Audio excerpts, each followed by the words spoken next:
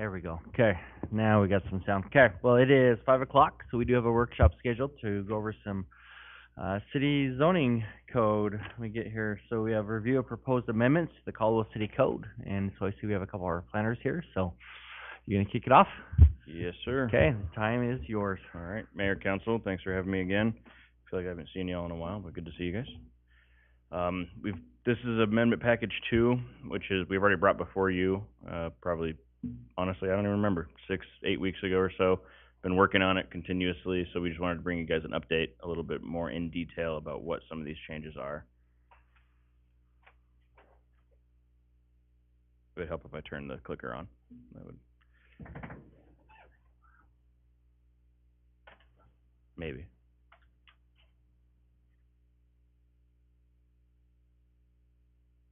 There we go. You're doing great, Joe. Thank you. I need that kind of motivation. So, just as a recap in general, we're doing a lot of code updates, overall through the process. I'm sure we'll do more once the comp plan is finalized as well. But the main point of these packages coming now, especially package 2, is this. So moving all the provisions applicable to all zoning districts into one article rather than multiple, creating a specific use section and putting all those specific use standards into one section, because right now they're strewn through multiple layers throughout the code. So let's put it in one place to make it easier to find and review. Then combining all of the mixed use districts into one article as well, which would be the downtown, both downtown districts, traditional neighborhood and highway corridor. Administrative type of change is just moving the TIS and impact fees into the administrative section, which we already had created in the last update. So again, some of that cleanup. Creating some minimum site and building design standards, which I had mentioned to you previously, but now I have more examples for you here. And then major update to the multifamily code. To start off, central business district versus city center, those two zoning districts. If you guys remember, the current code pretty much only calls out city center and never really discussed central business district. We just ran into this today. What are the setbacks for central business district? Well, technically, the verbiage of the code, you don't know where to go, because it only talks about city center, not central business district. So it's one of the things we're cleaning up, making sure that it is applicable to both, or making sure that there are specific requirements for the central business district versus the city center. Now, there's also the addition of different kind of overlays that, well, they should be overlays for these different design reviews, but they're called out as zoning districts, which is just inaccurate. So we're cleaning that up as well. And then again, very important, the land use schedule, again, only talks about city center, which is just that green box, versus the larger blue, which is still downtown, but just not that core Indian Creek corridor. So again, we're just updating that to make sure it's consistent and we have regulations in place that we need. This is an example, a living, breathing document of some of the different uses that we're changing. As you can see, looks a little different than some of the other use tables. It's including the different potential, again, not finalized, but love your feedback. That's why we're here today on what that means. The different S's, right? Different special use permits, commission level versus city council level. But there's also removing some of the temporary uses as just permitted, and then marking them as temporary uses so people understand that you can't have certain things forever. Like a donation trailer should not be there 24/7, 365, making that a temporary use. And if it is going to be there, we just go through the process of obtaining that temporary use permit. That's just one example. And again, just different ones, just to show you guys some of where we're thinking with different uses in the zoning districts. Again, understand you don't have the full document in front of you yet. We will submit that eventually and get the real feedback. But even now, would love your guys' ideas in general, how you want these districts to function too. Another thing we're updating is the accessory use standards, which would become a portion of the specific use provisions. We're proposing to amend the ADU code to increase the minimum size and bedroom count. So currently it's 700 square feet in one bedroom. We're proposing 900 square feet in two bedrooms. And then part of that, when we do the next update, which would be Amendment Package 3, would be to increase the option, basically make ADUs permissible in more zoning districts. Right now, it requires a special use permit on the lots that have the largest area, which typically is not the way that you wanna go. If you have more yard area, you should have an opportunity to have your accessory dwelling unit versus the smaller lots that it's permitted by right. So we're proposing to amend that in the next update. And then again, general cleanup of the code to address some of those current policies, especially regarding housing and things like that. Mr. Mayor? Yes. So what is the justification for making it a two-bedroom, 900 square feet versus leaving it at 700 and one bedroom? There's multiple. Some of that's a philosophical question of where we want to go. Allowing a larger size and more bedroom count.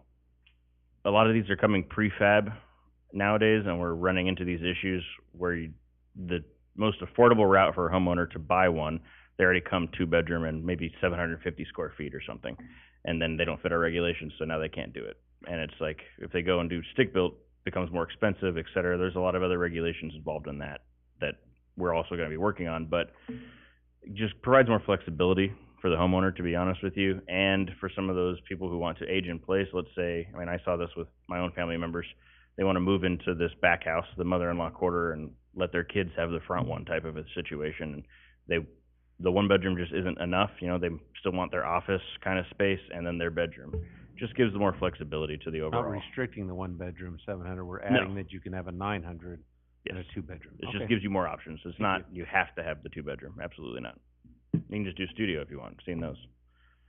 And then again, the future, just making them permittable, probably, that's not a word, permitted by right in each of the residential districts. As currently, you have to do a special use in the R1 and R2 zone and the RS2 zone. Unless you have a 30,000 square foot lot, there's some other provision there. But we would like to make it permitted by right in all of the residential districts to just give that opportunity to residents. One less hurdle to go to have that mother-in-law quarters kind of a situation. Council Williams, I think, has a question. Thank you, Mr. Mayor. Only because it is relevant to a discussion last night. This business district, this downtown business district, overlaps with the historic district. Mm-hmm. And so how will that play in? I mean, we weren't.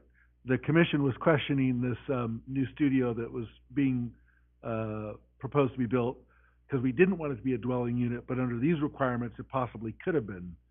Are we interfering at all with what the Preservation Commission is trying to maintain in that same district?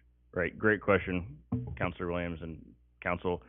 That is something that I had asked April, our historic preservation planner, essentially at this point. She's the one who has the most experience there, and she and I had reached out to the Idaho Preservation Council, you know, the main one for the state, and they are actually promoting doing ADUs in historic districts to try to bring more people back to those historic downtowns where you can't typically add on to the home without major hurdles, et cetera. They're promoting this, and they want that.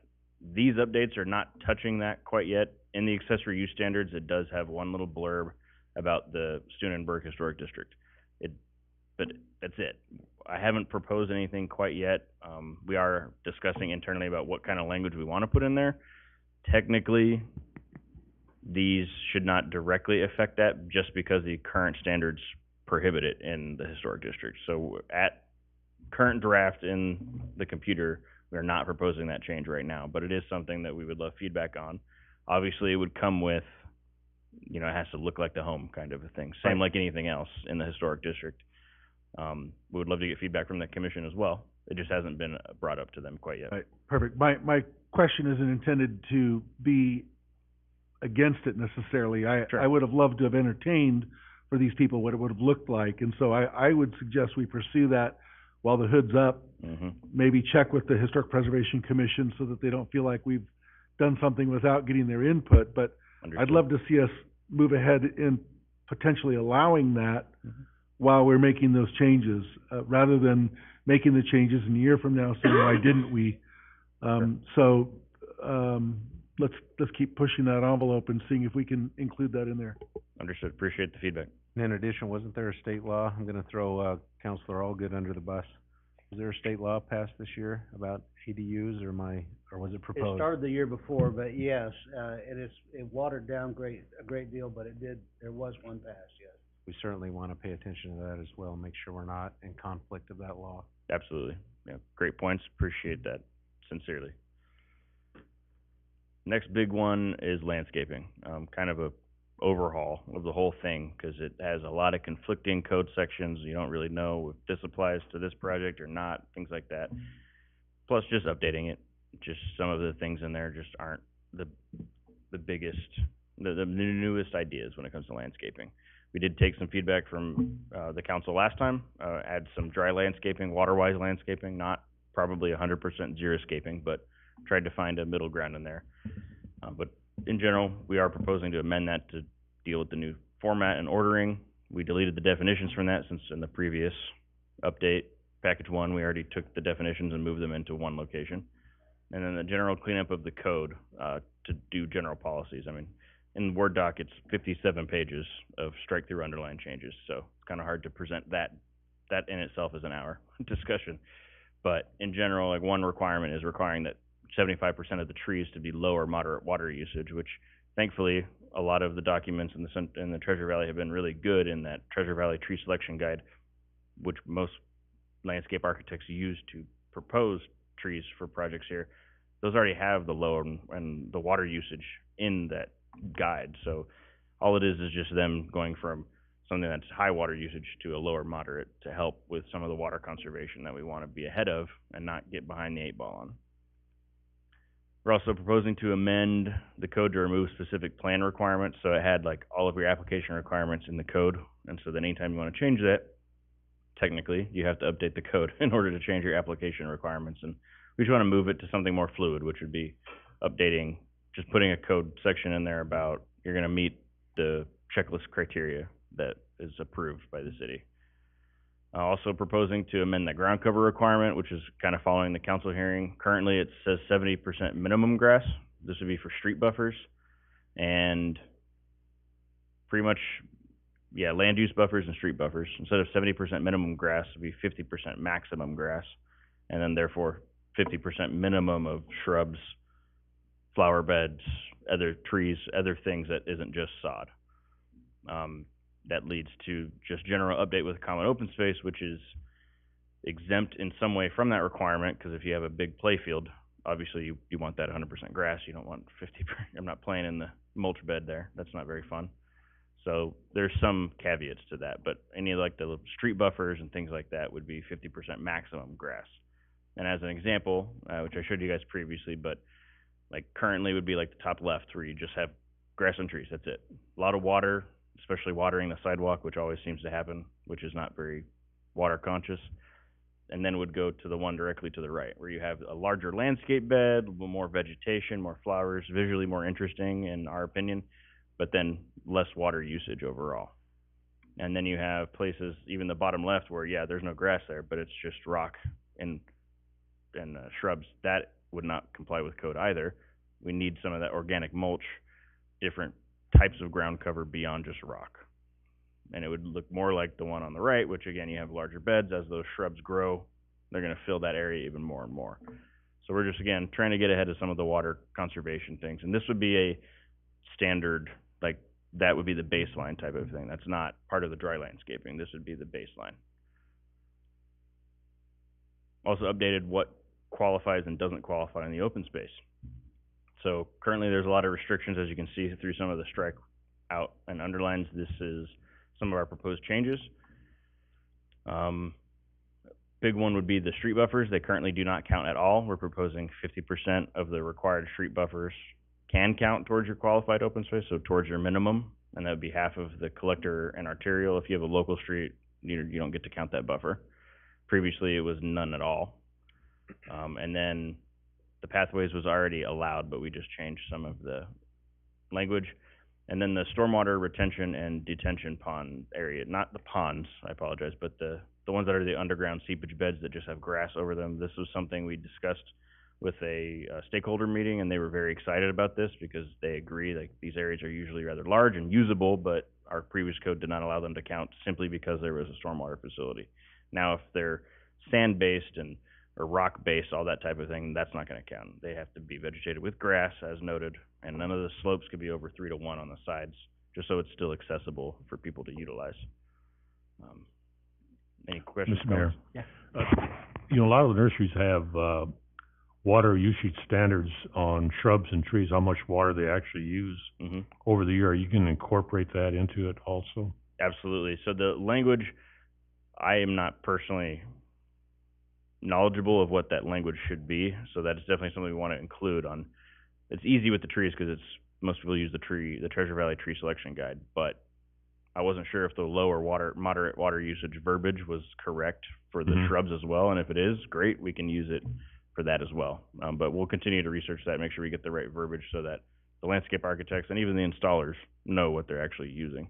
Yeah, 'cause a lot of the irrigation districts, again, from my ag background, I know exactly how much Mhm. beets use, potatoes, Right. grains and all that, and I think that would be a good idea to incorporate that into this landscaping products also. Sure, absolutely. Yeah. Appreciate the feedback. Thank you. And then, even though we're technically overall allowing more area to count, we took the open space minimum qualifying area and condensed that chart. Right now, it's 5 or 6 categories, and proposing these. So the 6,000 to, I believe right now, it's like 6,000 to 8,000 is 6% minimum, and then the 12,000 and over is 4%. So we're actually increasing the minimum requirement while also allowing a little bit more area to count. So stakeholders, when we met with them, they didn't mind this at all. They thought that this was fair, understood. Overall, we're probably still lower across the valley than some other jurisdictions, and that is our purview to do that. A lot of the developers, when I've discussed that with them previously, was their feedback from residents is the amenities matter a lot more than the amount of open space. And so that's what they've been saying. That's why we, as planners, don't want to overburden them and the HOA, which is the residents, to pay for these grassy areas that are just overburdensome, to be honest with you, and find that middle ground. And we're trying to strike that balance here. Still with the landscaping, again, large section of code. Amended the street buffer section to increase their minimum widths, just a couple minor updates there, and simplified the table and just that general language. Amend the land use buffer section, which was, if you guys have ever looked at that section in code, it's hard to follow. If it's a long string of words that don't have headings, and it's hard to figure out what the land use buffer is between an auto body shop and a restaurant, even those types of things. So we're just proposing some simplifying to that whole section. Basically go away from a table and more to just lines that you can read. And then adding a new landscaping and screening section, because we actually have not had that in code, where you would require outdoor mechanical equipment like a generator for a school that's nearby a residence. There was no requirement to screen that currently. So we're just proposing simple screening, like, hey, put up a fence to help mitigate some of that noise and just the visual impact, that type of a situation. This is an example of the buffer sizes that we're proposing. So keeping the local streets the same, upping the collectors from 15 to 20 feet, and then not distinguishing between minor or major arterials, because it's still going to be the same amount of right-of-way, likely, and eventually the minor is probably going to become the major. So let's just do arterials across the board and keeping that at 25. And then increasing the buffer along the highways and interstates from 30 to 35 feet. This would be replacing the land use buffer section and basically making it across the board. If it's a residential use, like a subdivision, you don't have a buffer. Your residential, you don't need to buffer your use to anything. But in a commercial district or a commercial use, you're going to have a minimum 20-foot buffer. If you're industrial use, you're going to have a minimum 30-foot buffer against any residential use. But if it's like industrial to some other type of commercial and non-residential use, then it's a 20-foot buffer, and so on. So it's tried to simplify that. The traditional neighborhood, the mixed-use districts get a little more complicated because you're going to have a mix of uses in the same area typically, and we will have to take those as they come, use by use, which is discussed there as best that we can. Question, Councilor? Yeah, thank you, Mr. Mayor. How do those, buffers compare to other jurisdictions around us? They're pretty on par. So I know Meridian and Nampa both, that 20-foot buffer on commercial properties is pretty standard for like any commercial use next to residential. 20 feet is usually the minimum that you'll see in like a standard land use buffer.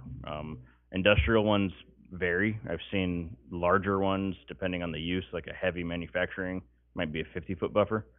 And some of the lighter, like flex space, could still technically be considered industrial.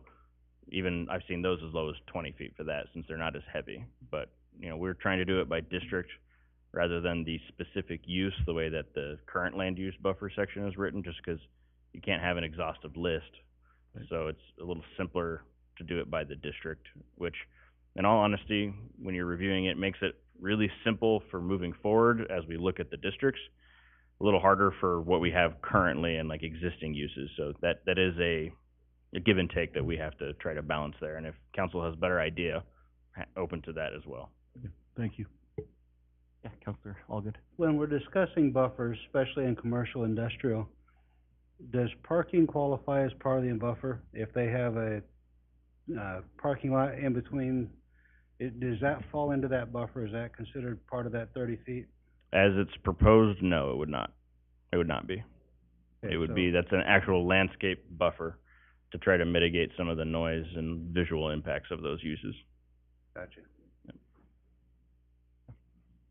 Thank you, guys.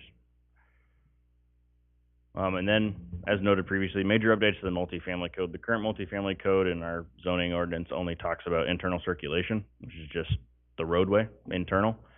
So we've completely added to that beyond those. So including an applicability section to clarify where it's going to be applicable. Our multifamily definition is 7 units or more, essentially. Building code in general just talks about 3 units or more in a building is going to count as multifamily. So to help it be more consistent with that, to trigger these development requirements would be the same thing. If you have 3 units in a building or more than 3 units on a lot, you're going to have to comply with these standards. So that's something new that we had to add. And then we added minimum site design standards that included different setbacks between the buildings, as well as buffering or a height transition, which I had talked to you guys about before. This would be an example of some of the minimum site design standards, and require that height transition or buffer between the uses. So like 3B, when they're proposed directly abutting existing single-family residential or a low-density comp plan, the following shall apply. So you're either gonna have a minimum 25-foot landscape buffer, not parking, or any other thing, just landscape buffer along that property line, or you can reduce that to 15 if you do a height transition. So example of that would be this: you get your full 25-foot buffer, and then you can, whatever that zoning district height allows for the multifamily, you can use right at that 25 feet, or reduce the buffer, same number of tree requirement, but just thinner technically, and then you have to step the building. It's going to depend on, different preferences of the builders and the developers and how they want to do that. When we brought this to the stakeholders, they seemed to understand and make sense of it. I think one of them even told me they were surprised we didn't already have a buffer for multifamily directly adjacent. So at least not in the way that we are writing it now. So the pushback, there really wasn't any from the community, which was nice. Definitely appreciate any feedback on this from council if you guys have any. If 15 is too small with the height transition, maybe it's 20. Maybe you don't want to do any reduction in the buffer and you just want the height transition, period. Open to that, however you guys want us to go there. Still with the multifamily, adding specific common and private open space. So this was asked, I think by council and as well as the stakeholders. So private open space would be like your decks, your patios, your little private area should be away from other people kind of thing. Requiring that based upon the size of the unit, bigger unit, you require a little bit more of that space. Common open space, completely revamping that, to be honest with you. Currently, it's just like a baseline, 10%. Keeping the baseline, but changing some of those triggers, and then adding a per unit common open space as well. So the overall required open space, when I've done research about like taking older projects and looking at, okay, what do they propose, or what would code require with the baseline, and what would the new code require? The new code usually requires a little bit more of that common open space. But we've also included more amenity requirements, and what those are as well. So we're just trying to elevate some of that design, the site design as well as the building design, which is, second one is just creating some minimum design standards, requiring, multiple colors, wall modulation, those types of things, different design things. And then make the entire section applicable for an alternative methods of compliance. Alternative methods of compliance is an administrative review that would allow a applicant to request not just a blanket, oh, I don't want to do this, but propose an alternative that is equal to or greater than that requirement. And you have to meet certain criteria. So like a constrained site, or you have a massive irrigation easement that just makes this certain thing exceptionally difficult to comply with, et cetera. Just giving that option to applicants. Again, the stakeholders are familiar with that throughout the valley, so they were appreciative of that as well. Council Williams has a Thank you, question. Mr. Mayor. My concern again is vinyl siding, especially in the multifamily. Are there any jurisdictions that prohibit it? It's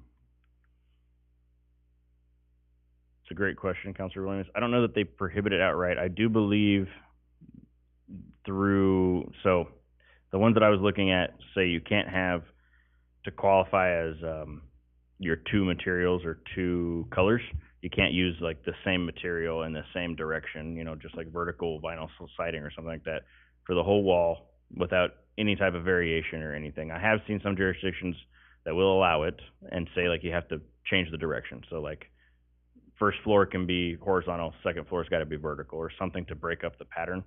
But I have not seen any that outright prohibit vinyl siding in itself. And I know we have it, and we're going there, that there will be different patterns and different colors and different textures and all that, but I'd be very interested in limiting the vinyl siding as well.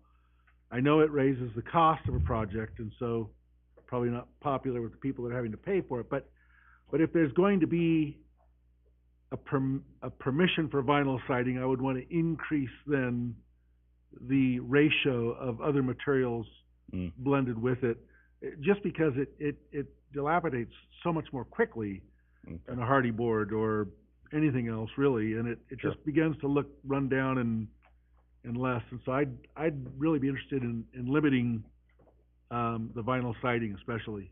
Okay, sure. We could propose, like vinyl siding's allowed but may not be more than 50% of the facade material, or 25%, or Something. Again, any number I come up with is going to sound arbitrary, but that's kind of how we're at least we got to start, I think, with some of these. But great feedback. Yeah, Councilor Allgood?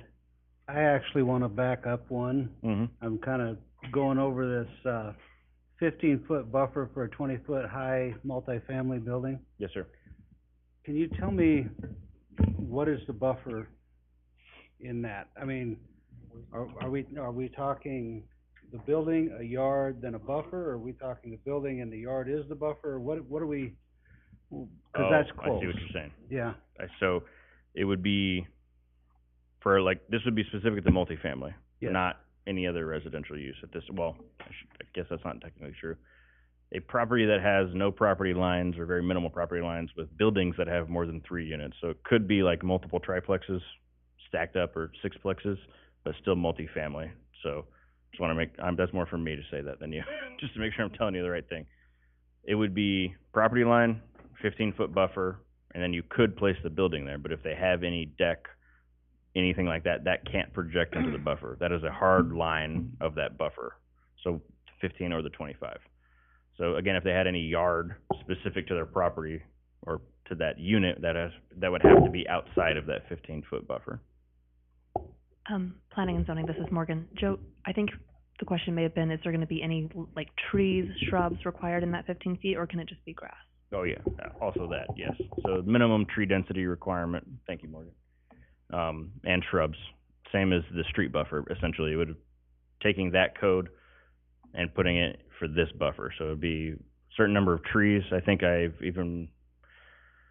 we've looked at it, and I think it's more dense than the street buffer requirement. The land use buffers are. The concern has always been many units looking into the backyard of residential Sure. without any breakup, and that's, with 25 foot, you've got 2 levels clearly. And so that's always been the concern, and 15 foot seems short to me. it seems to me like it should be a further distance, but, Sure, and as an example, that's why it would be the step back too. So you can only do the 15 if you have the step back to where the first level can be no higher than 25 feet. And then I believe the code is proposed as saying you have to go at least 15 horizontal feet deep. So that's a 15-foot step back before you can go vertical again to do the third story in that case. but a 25-foot building is a multi-level building, correct? Sure, you'll typically with multifamily, that'll be about 2 stories. Yeah. Councilor Mr. Mayor, Joe, I don't know if you're familiar with Cedar Crossing Deluxe Townhomes on Karcher in South Indiana. I have not visually seen it, but I've heard Okay, about it. we had a problem with that relative to the existing Cedar Crossing subdivision, single-family dwellings for the most part. Mm-hmm. And they were gonna build fourplexes directly behind this subdivision. Mm-hmm. And what we recommended were, just regular townhouses or condos, single-family ones, and that created a buffer so nobody could look down the other's backyard. That created a buffer, plus the street, plus the buffer zone for the fourplexes, and it worked out beautifully. That's fair. And I think that's something we need to think about too. The other question I had is, Mm-hmm. on the front side of these buildings, do the buffer zones start from the, inside of the sidewalks, the curbing, or how does that work? In this case, there may be a sidewalk in there, but it's kind of regardless of the sidewalk, it's going to be at the property line to essentially the building face. Or if they did parking, it would be the curb. Okay. The curb, if they did like, buffer parking and then the building, yeah, it would be the curb line at that point. Okay, I think that's something I think we should look at too, relative to, the dimensions of when the building starts versus the sidewalk or the curb or whatever, so. Sure, absolutely. Thank you. Registrar, got a Yes, question? so I also think 15 feet is too small. Okay. And Morgan might be able to help me out with this, but, I think one of the, buildings in the city of what not to do with multifamily is on Bryan at Ustick and 10th. And part of that is because that setback is probably 15 feet, if not less. Do you know? For the street, the landscape buffer, the street buffer? There's almost no buffer. The apartments are almost built to the sidewalk. So this was apparently an old, I don't know, whatever you called it, approved use, I guess, before they had to have any kind of rules. Mm-hmm. But, all of the buildings come basically to the sidewalk, and what now the problem with that neighborhood is the parking, right? So when you don't have enough of a buffer from the building, and then you have people parking there, which continues to infiltrate into the neighborhoods, you know what I mean? So, in my opinion, I think it should be bigger to account for some of that extra stuff that we don't think about that comes with it. Okay. No, is my- I appreciate the feedback. We can definitely make revisions to that. Councilor Dintenber, you have Mr. Mayor, I have a question with regards to a comment you made earlier about increased common areas in multifamily. Do the increase in the common area requirements directly conflict with the buffer? Meaning if you need more common area, is 15-foot buffer too small to give you the common area you need? Or is common area different than buffer? Great question. Any required land use buffer could count towards, it's not currently prohibited from counting towards their minimum open space, which is a great question. The typical requirements to count is 20 feet by 20 feet is the way that we're proposing the code, just to make sure, the point of that is to make sure developers don't count these random remnant areas that just aren't clearly going to be usable for anything except smoke breaks or something. So we don't want to make those areas count. But in the sense of linear open space, which is what these buffers would typically be, like a micro pathway connection is only required to be 15 feet wide. I don't know why we would say that then the 15-foot wide buffer wouldn't count. The 25-foot, 100%, but maybe not the 15. I can see both ways. Based on feedback, it sounds like the 15-foot shouldn't be an option anyways, so we can just scratch that, and that makes sense to me. But it would count towards their required common open space. Just one comment, and using my own lens of managing a multifamily, when they're close together, it looks like you're warehousing people. Mm-hmm. It doesn't look like a community. Just Sure. my comment. Absolutely. And maybe a quick question on, so with that, I don't know if you could actually go back to it, the buffer width. So let's say that you have that 25 one on the top, and so you say you can count that as part of your common open space. Does that include if it's fenced in? Because common open space should be able to be used by everybody. Right. So if it's like in the back of like a row of, say, 4 apartment buildings, but it's each fenced, so they kind of have their own little private yard, would that still be able to qualify for No. open space? Okay. No, absolutely not. And that's a great point, and both of your questions lead me to think that there needs to be some more clarification in that, and so we can make that.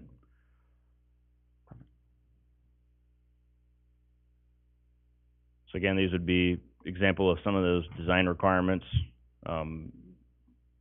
breaking it up with horizontal and vertical elements. You have to have at least one type of wall modulation, so you can't just have a straight wall. Proposing no more than 200 square feet, which, think about it, single story, even 2-story, right? You get 20 feet wide or 20 foot length. By 10, you're already at 200 square feet, so you're gonna have something approximately every 20 feet horizontally and break up the wall, get a little bit of movement in the wall.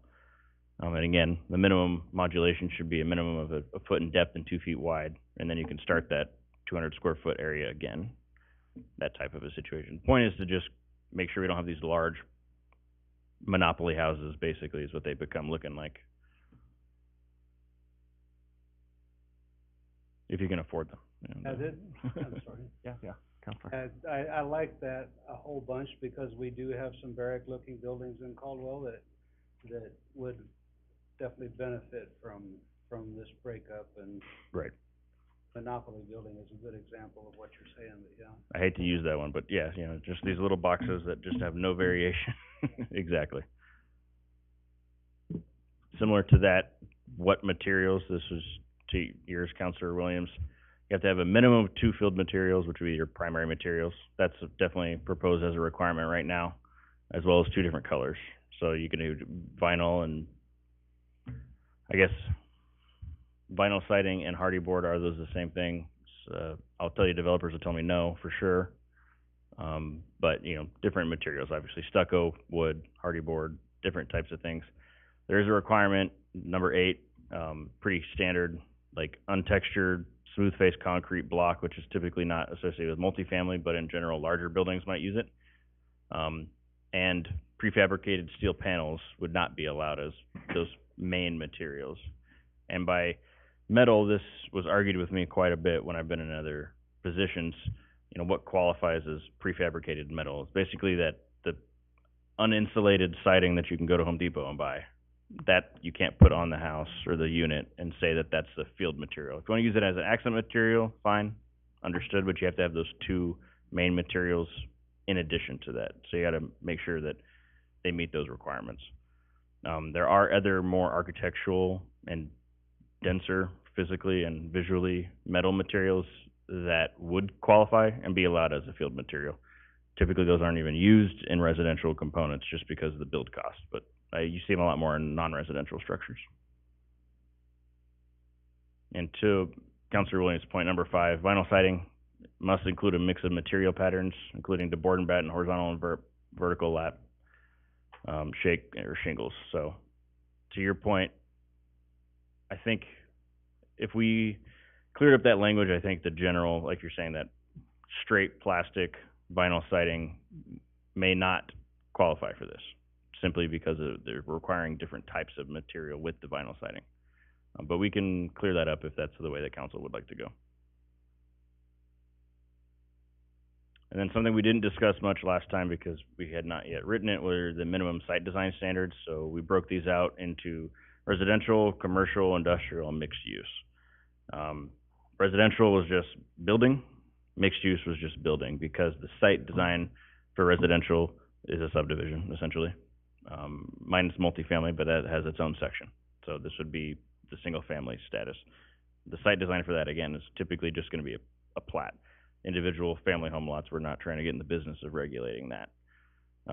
The mixed use site design is kind of the same thing in the sense of it's probably going to be some type of non-residential anyways, or multifamily or something else, or industrial, whatever it might be. So those other sections would then dictate that site design.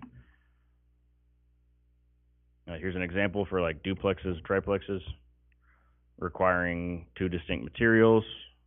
If multi-story, use some type of an architectural element to break apart those different floors. They have to, again, do wall modulation, those types of things. Again, we tried to keep the overall standards fairly basic so that they could be adhered to across the board as a minimum, which is a step up from having nothing. Once we start going into more specific requirements, which other jurisdictions do, then you get into the design review type of a situation where us as staff are probably not as prepared and equipped to make those standards and make sure that they are consistent across different jurisdictions, or across different zoning districts, et cetera. If that's the way the council wants to go, it's probably a bigger discussion to have with the director and everything else. But this is why we're proposing just somewhat basic minimum standards that everybody can follow. Now, this would be for non-residential, I believe, the commercial. So breaking them out into different sections of parking, the building placement, and then just open space, which I'd love feedback on that. So an example for the building placement, it should be, orient the main entrances towards the street. Don't put it towards your parking. Try to orient them towards the street. Obviously, if it's one of those shopping centers type situation where you don't have a street, a public street, orient the main building towards where that vehicular access is, the pedestrian access in that case.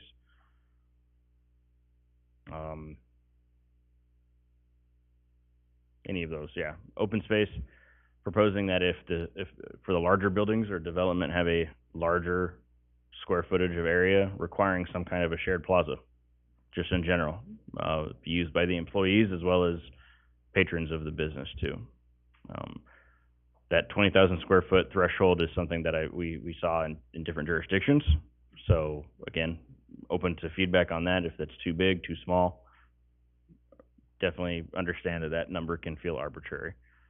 Parking lot design, probably more controversial with the stakeholders of not allowing to have an arterial street, 200 spaces of parking, and then the building. That would be technically prohibited. This is saying that no more than 50% of the required parking can be between the building front and the street.